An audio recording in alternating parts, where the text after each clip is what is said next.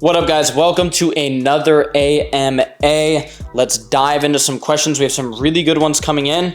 And as always, go to santacruzpaleo.com. You can use the code SantaCruz10 there on any order over $20. You'll save 10%. So let's get into these questions. Let's level up our health. Let's go. The first question is, Brennan, what were your thoughts on UFC 295? Wow, what a good card. I mean, that was amazing.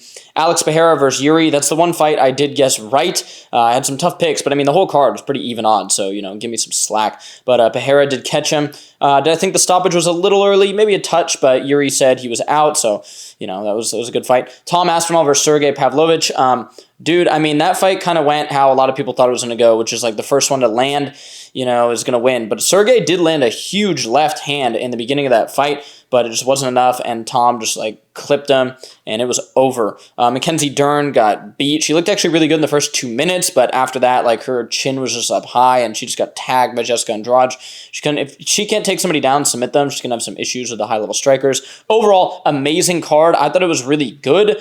And then there's sort of just a little break in the UFC until some bigger fights later. But yeah, let me know what you guys thought of the fights and how your picks were. The next question is, Brennan, what are your thoughts on colognes and perfumes? What are their effects on health? I'm actually not a fan of colognes and perfumes. Now, if you occasionally use one, special night, prom or something, you spray some cologne, all good. First of all, I don't really think women love them. If you just smell good normally, you know what I mean? Maybe with a little deodorant, I think that's really the way. You don't want to be having to wear cologne all the time. You don't want to be that dude that reeks of cologne all the time. 2, I think they are not good for human health. You're talking spraying artificial fragrances on your skin. That stuff is going to get absorbed into your body, and these companies don't have to disclose what is in there at all. You don't know what's in your cologne whatsoever. And if you're spraying that on, your neck or your wrist, your skin absorbs stuff as your body's largest organ. So I'm not really a fan of colognes and perfumes. The next question is, Brendan, what can I do if I cannot find grass-fed beef? They can only find some other organic beef, but it's not grass-fed. I think it's totally fine. Obviously, grass-fed, grass-finished is going to be ideal for human health and just for nature overall, because it actually helps restore our land when you eat a cow that has been fed grass its whole life. But if you can't get your hands on it, or if it's just too expensive, I think regular beef is totally fine. Regular beef, they're usually fed feed, so it's a mixture of corn, soy, grass, hopefully grass. So that is a normal cow diet in the modern world. I think it's fine. I think the meat is still nutrient dense. It's not going to have as many omega-3 fatty acids, and the micronutrient composition might be a little less, but it's not that big of a difference in terms of protein and everything like that. So just eat the beef that you can afford. The next question is, Brennan, what do you use to wash your dirty dishes? Because a lot of those brands have Blue One in them, artificial fragrances, they're horrible. I actually hate when I go to an Airbnb and it's just Dawn dish soap. It's just horrible. You don't want to get that stuff on your skin. It just it smells off. It smells up the whole kitchen, dude. I use 7th generation unscented dish soap. That's what I use when the dishes are actually dirty and I really need to get in there. When they're not that dirty, when you just eat something on them and the dish isn't actually dirty or caked with food, you can use extremely hot water, baking soda, and maybe a little vinegar. That's going to clean that dish very, very well. So yeah, that is what I usually use. And then when the dishes are actually dirty, 7th generation unscented, it's the best. The next question is, Brennan, what are your thoughts on store-bought beef jerky? So unfortunately, a lot of the beef jerky out there, just at a gas station or at your normal store, has such bad ingredients, it's insane. It's actually really frustrating because it should be a food that is great. It should just be beef and salt, maybe some other spices. I opt to go with a brand called Carnivore Snacks, but they're not cheap at all. But Carnivore Snacks, SNAX, you can use the code Santa Cruz, might save you a little bit there. But I get those all the time. It's a dehydrated ribeye. They do have cheaper options with their beef sliders and stuff. It's just beef and salt, which I really like. Man, some of those jerkies, dude, you want to watch out for some of those ingredients in there. Some of them have a lot of sugar, processed sugar, which is not good. I don't think a little soy is the end of the world, but some of those are just so much soy in them. It's just what the hell? So read the ingredients. Epic brand makes some pretty good beef jerky that's available a lot of places. So try that out. Chomps are pretty good. Those beef sticks. Let me know your thoughts below on any brands. The next question is, Brennan, is it at all possible to be a healthy vegan? So this really depends on what your thoughts on health are. What is healthy to you? In my opinion, no. I don't think it's a good idea to be vegan. Where are you getting the nutrients for your brain function? Just stuff there's a study showing that carnitine and a lot of the amino acids found in meat help with your hair health, help with not losing hair. And I had a friend who was vegan for a while, and he stopped becoming vegan because he said he was washing his hair and clumps of hair would come out. And he added in meat and it stopped happening. So I don't know, man. There's so many issues being vegan. Can you be healthy and do it with a lot of supplements and stuff like that? Sure, but I think you'd be healthier adding in some steak, some fish, some eggs. I mean, vegans don't even eat honey. You know how crazy that is? Bees are producing that, man. Like, they're not, I don't know. It's wild. Let me know what you guys think below. The next question is, Brennan, what do you think of waiting 30 to 60 minutes after a meal to drink water? They're talking about digestive health and if drinking water messes with your digestive health around a mealtime. So it's so funny because there are studies on this and it doesn't really show that it messes with your digestive health, but the studies aren't really that in depth, and it has been something that, older generations like my grandma never drinks water at a meal. They just in many cultures they don't really drink water at a meal, especially cold water, because of basically they think that it would mess with your digestive health. To me, it does sort of feel like I get worse digestion if I drink a lot of water at a meal. This could be maybe because diluting the digestive enzymes a bit, or just sort of your mouth basically the digestion starts in the mouth, right? So your mouth starts to secrete enzymes and they basically signal to your gut what you're eating, and then more enzymes get produced in there and you digest your food. I wouldn't worry too much about it, but if you want to dial in your digestive health, probably don't chug water right before a meal and right after. You're still going to be able to get hydrated, So if you want to sip on something little while you're eating, go for it. But I personally do not drink a lot of water while I'm eating. The next question is, Brendan, what do you think of Axe body spray, Axe deodorant? So I hate Axe. I think it's one of the worst brands ever. And I really despise when I'm in the gym and the locker room and somebody's spraying that stuff just all around, just inhaling that. First of all, it sucks for them because they're inhaling artificial fragrances and all these chemicals that are messing with their, endocrine system. And now I'm getting that secondhand Axe body spray. First of all, it doesn't smell good, okay? No girl likes Axe, okay? I mean, they advertise it to 12-year-olds now that, girls will like it. No one likes Axe, okay? Second, you're spraying yourself with an immense amount of chemicals. This is not a good idea. You need to get a natural deodorant and start using that if you want to have optimized endocrine health, immune health. You don't want to mess with your health like that. Stupid. I hate Axe. The next question is, Brennan, I have a family member who wants to get gastric bypass surgery after having a child. What are your thoughts? So I assume they're dealing with some weight gain after having a child, maybe some body, image issues, and they want to get that gastric bypass. I don't know about that. That's a very unique question. I can tell you my thoughts overall on some of these surgeries. Look at the lap band surgery and some of these weight loss surgeries, basically. I think it's pretty dumb. I don't think they're really good options. I mean, I guess when you have people who are so morbidly obese that they need something like that in order to basically save their lives, I guess that's a situation that we're in the United States, where that's where a lot of people are, that they're, 500, 600 pounds and they need to basically get a surgery to help them stop eating. But for so many people, they shouldn't get to that point. And if you follow me and you follow people like me and you are actually dialed in your health, this won't even be something you ever need to consider. So if you have some basic health and wellness, you won't need to be in that position. So as far as your mom or whatever, whoever you're saying, your friend, I don't know. The next question is, Brendan, what are your thoughts on shows like Family Guy? Do you think shows like this are lowering the population's IQ? No, I definitely don't. I think Family Guy is kind of witty and funny. I don't really think TV, guys, messes with your IQ like that if you consume it in small doses. The problem is people just sit in front of that thing for hours and hours and hours. Sitting in front of any screen for hours like that is going to mess with your brain in a negative way. If you sit down after a day where you've crushed it and you watch some Family Guy and have a few laughs, that's not going to lower your IQ. I think that's totally fine. It's all about the dosage, guys. Video games don't make you a loser. Watching TV doesn't make you a loser. Watching sports doesn't make you a loser. It's about what you accomplish in your life and how you allocate time, okay? I watched the 49ers game this weekend. I played some Madden this weekend. Trust me, I'm doing fine. The next question is, Brendan, is brown rice better than white rice? So for so many people, they're told that brown rice is better because it contains more fiber. And so this fiber just makes it basically a better version of white rice. Now, this isn't necessarily true at all. First off, we go back into history. The rich always got the white rice and the poor got the brown rice. Why is this? White rice is brown rice that undergoes a de-hulling process. So all rice starts out as brown rice, then it gets de-hulled, and that's what makes it white rice. Now, on that outer hull of the brown rice, yeah, there's a bit more fiber, there's some nutrients, but it's also very rich in phytic acid, which makes it very difficult to absorb. Phytic acid does block the absorption of minerals in the gut. Am I so scared of phytic acid that I never consume foods with phytic acid? No. But if you look at a food like rice and you give me the option to eat a hulled rice in the form of white rice versus a rice with that hull still intact in the form of brown rice, I'm going to go with the white rice. And let me know below, but for so many people, they eat brown rice and they just get sort of gut issues, but they're told it's healthier, and now places can sell it for more expensive because of this lie, when really brown rice is cheaper than white rice to actually get because it doesn't have to do the deholing process. I eat organic white rice. I think it's totally good. Don't eat brown rice. The next question is, Brennan, what are your thoughts on training to failure? So this is where you go into the gym and you train to failure. Basically, like with a gun to your head, you couldn't get like 2 more reps, 1 more rep. Sometimes you do force reps or you're really going to failure. I think this is the way. Science has shown this. Exercise science has shown this. You need to train within a few reps of muscular failure in order to really gain muscle and optimize hypertrophy. So this is what I do now.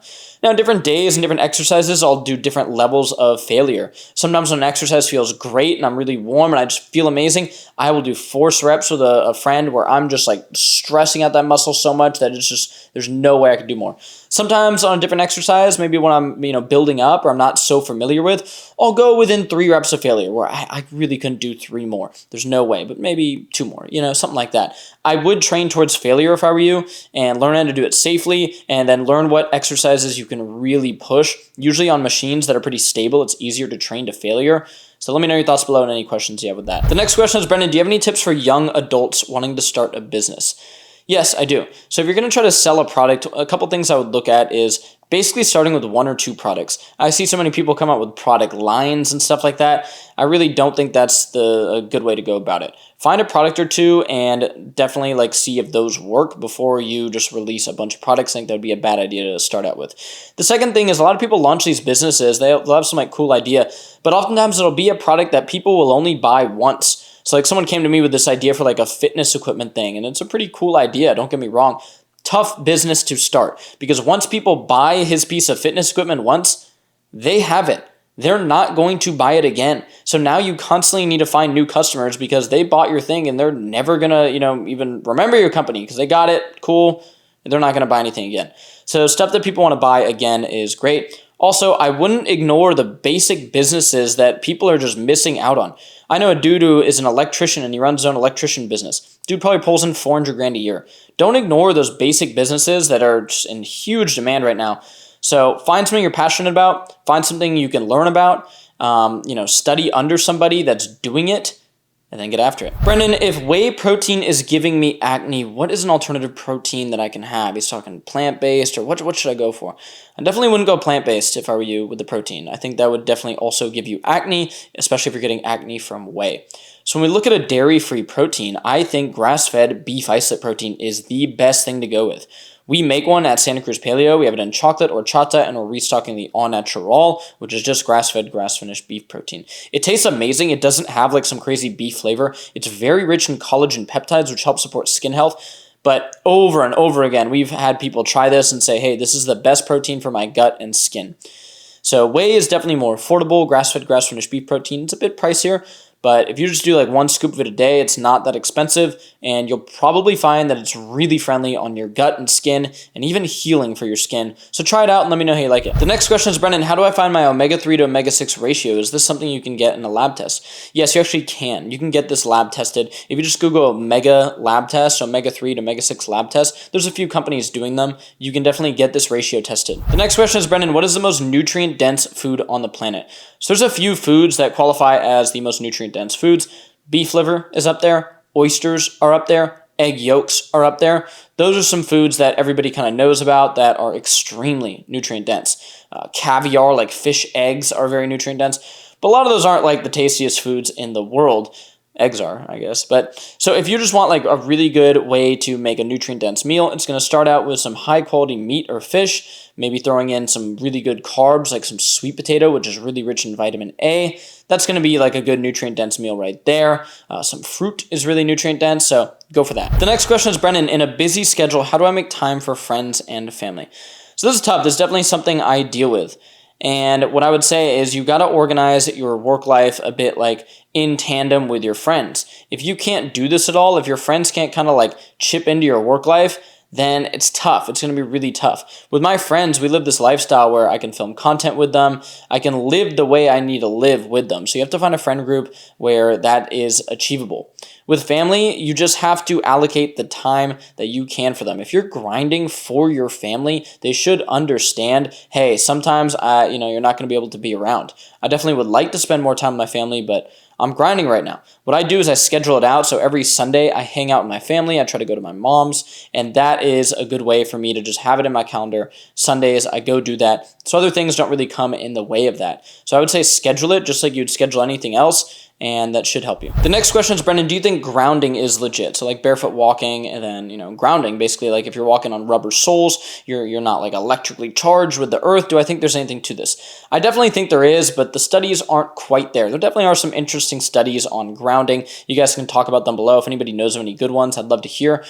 But I do think it's legit. There's nothing that feels better than getting your feet into the earth. There's something to that. Maybe it's just purely placebo, but I don't think so. I think we'll find out that there is something to grounding. Our bodies have an electrical charge. You ever like touch a friend and you give them that shock? There is electricity going through our body. That's what electrolytes are, guys. They're basically electrical charges. So there's definitely something to it. I ground every day, get my feet in the grass, feet in the earth, and I suggest you do too. The next question is, Brennan, will there ever be an opportunity to rock some of these Santa Cruz shirts that I wear? So we just designed these on our own and we don't really sell them yet, but what I am working on is a line of organic clothing with Organic Tarzan, Austin the Marine, or aka Organic Tarzan, and basically has the clothing really dialed in. So he has this source of organic cotton clothing, which is amazing, and we're going to do some t-shirts there, and the big thing we're working on is organic cotton boxers. And boy, have we dialed these in. Like the first ones are too long, and then we got ones are too short. We like really dialed these in. Completely organic cotton boxers. We're going to sell them in 3-packs. So when those are ready, I'll definitely be posting about them, but they're going to be the highest quality things you can get. The next question is, Brennan, do you eat octopus? Are there any benefits to octopus meat? There definitely are. I mean, I eat octopus, but let's be real, guys. Most people aren't going out and like cooking octopus at home. It's a pretty tough meat to cook. If you do it wrong, it's going to be extremely tough and just like difficult to eat. You're not going to probably enjoy it unless maybe you're a chef and you know how to cook octopus really well. It's also not the cheapest meat ever, so I don't think a lot of people are eating this on a regular basis. It's definitely rich in omega-3 fatty acids and protein, and it's a very lean meat, which is cool. If I go to a restaurant and I see they have some octopus, pulpo, I will order that because I find it delicious when, a good restaurant does it right. Let me know what you think below. Have you ever eaten octopus? The next question is, Brennan, what is a good way to increase recovery time in the frame of like 20 seconds? So they're talking they play competitive tennis. They don't have much time to recover. Maybe after a hard point or a hard set, they need time to recover. I'm very familiar with this because I do jiu-jitsu. And how jiu-jitsu practices work is at the end you roll and there'll be 5 minutes. You roll really hard with somebody and then there's 30 seconds on that clock before the next round. So in that 30 seconds, here's what I like to do. If you can sip some electrolytes, get a little bit of hydration in, great. It comes down to your breathing. I want you to breathe in deep through your nose and breathe out big. Get that air out. You'll see the Brazilians, like the Gracie family, invented basically the system of breathing, and you'll hear it, a lot of jiu-jitsu competitors doing it, where they do these forceful breaths out while they're competing. What this does is signal to the brain to get some of that CO2 out, and then you get that fresh oxygen in. Because a lot of times when we're competing, we forget about this when we're like really in it. So when you're resting, you... and then you get those big breaths in naturally because you just you breathe out. Calm down your heart rate, breathe, center yourself, get a little sip of electrolytes, baby, get back to it. The next question is, Brennan, I heard if you don't boil the frozen berries that you've bought, you can get salmonella. Is this true? So there was a salmonella outbreak with some frozen fruit in the United States. Maybe that's what he's referring to.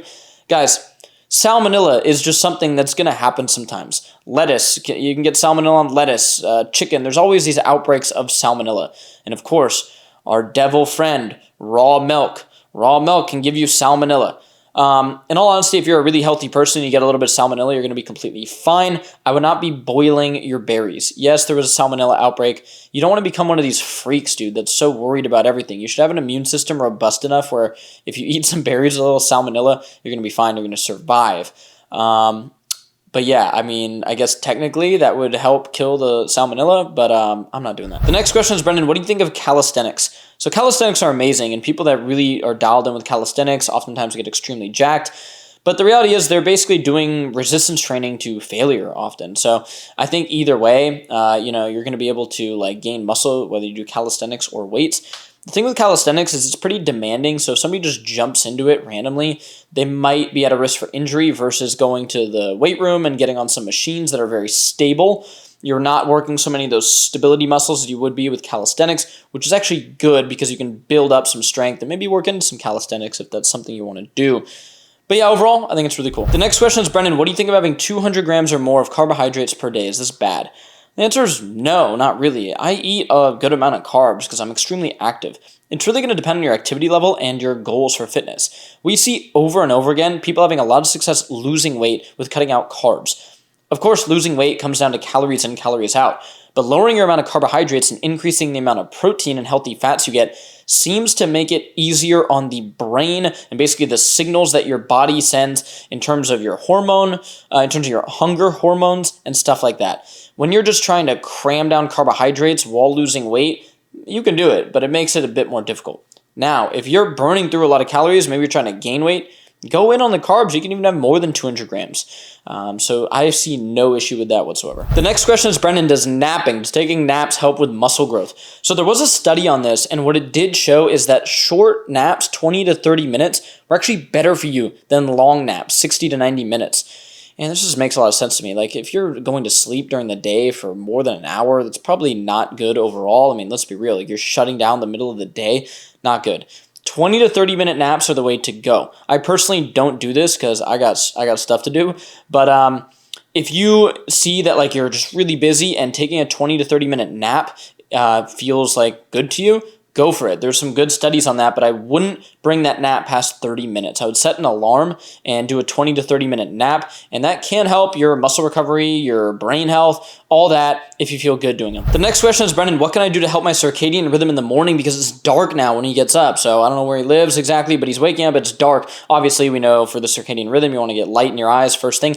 So there's some things you can do. You can get a red light and do red light therapy in the morning. That's going to give you some, and you can even just get like a bright light. Like, no joke, this like light in front of me, which is emitting a lot of blue light, is totally fine to get and have in your eyes basically in the morning. You want to get a bunch of light into your eyes, whether it's artificial or natural. Obviously, I would prefer the natural light. The other thing you can do is take some vitamin D3 in the morning. You probably need vitamin D because you're living in an area where you say it's like dark in the morning already. So I would definitely get some vitamin D. Vitamin D is going to signal to your body. It's a vitamin that we synthesize from sunlight. So it's going to activate a lot of pathways in your body, telling your body basically that you've gotten some sunlight, even if you haven't. Combined with that artificial light, you're going to basically simulate to your body, hey, it's daytime, let's go, circadian rhythm. I would definitely get some movement in, and I'd actually wait a little while until you have your first morning coffee. So I'd wait until like maybe like, depending on when you get up, let's say you get up at 6 or 7, I would wait until like 10 a.m. and then that's when you'd want to have your coffee.